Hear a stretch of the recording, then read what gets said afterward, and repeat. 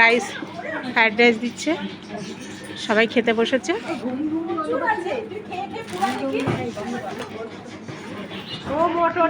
এই যে ভাই বোনের ক্যাটারার, ওই সব নিজের হাতে পরিবেশন করছে। ছোট ছোট পার্টি, পিকনিক, বড় বড় বিয়ে বাড়ি, ইভেন্ট ম্যানেজমেন্ট সব কিছুর দায়িত্ব কিন্তু ও আছে। আচ্ছা, আর ওদের ক্যাটারিং এর রান্না আমরা আগে খেয়েছি।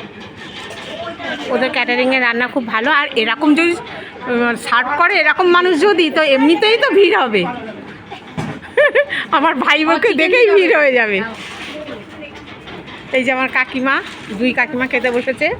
এই যে আমাদের বৌমা, ভাইপো বউ, আর এটা আমার নাতি। এই যে দাদা এখন স্যালাড দিচ্ছে।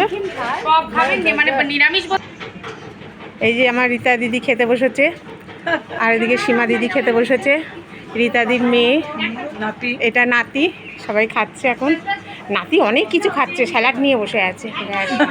আবার কি এত এত খাবে, সব খালি হয়ে যাবে এত খেলে। এদিকে আমার আর এক নাতি খাচ্ছে, এদিকে উর্মি, এদিকে নাতনি খাচ্ছে। নাতনি না তো, এটা আমার বোন হবে, আমার বোন হবে। তুমি তোমার বাবাকে কাকু বলে রাখি। এই না, নাতনি না, না ভুল বললাম তো, কাকার মেয়ে, ঠিকই আছে, ছেলের মেয়ে, ভাইজি। এই যে এটা আমার ভাইজি, ওর মায়েরই ক্যাটারিং বা বাবা সবার হলো। এই যে খেতে বসেছে। না, ওর বাবা না, এটা ওর মায়ের। ও, এটা ওর মায়েরই, আচ্ছা, আলাদা করে তাহলে মায়ের। এই যে ওর মা।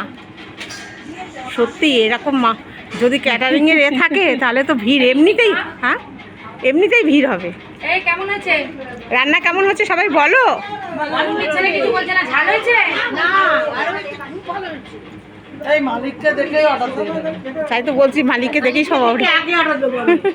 রাইস বাকি